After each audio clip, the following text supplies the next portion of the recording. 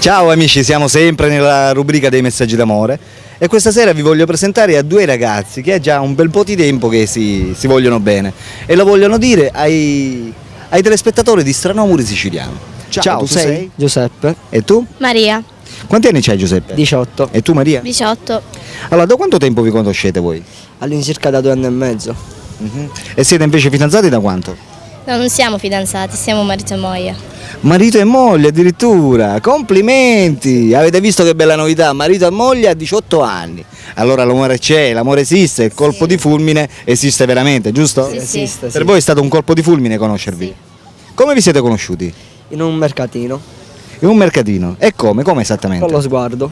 Con lo sguardo. È spuntato il classico sguardo ipnotico, standard, ed è spuntato il colpo di fulmine. Sì. E da allora non ho capito più niente, quando ho visto lei ho cercato in tutti i modi di conquistarla, però pian piano con il tempo poi ci sono riuscito. E adesso è mia moglie ed è la donna più bella del mondo. Bravo. Ascolta, che cos'è che ti ha colpito di lui? Tutto, anche il modo di fare. La prima cosa che hai notato subito che proprio ha fatto scattare il colpo di fulmine, qual è stata?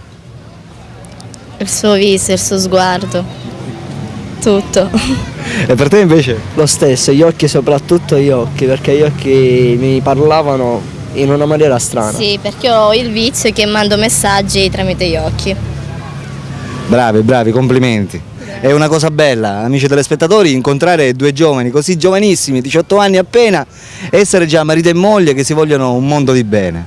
Bene, amici, adesso sappiamo che hai detto che ti chiami? Giuseppe. Che Giuseppe è? Maria, E Maria si vogliono un mondo di bene. Adesso tutta la Sicilia, per non dire il mondo intero, sa che voi vi amate. Ok? Ti ringrazio. Ciao da Alberto, ciao da... Giuseppe. E ciao da... e Maria. Ok, ciao amici, a dopo.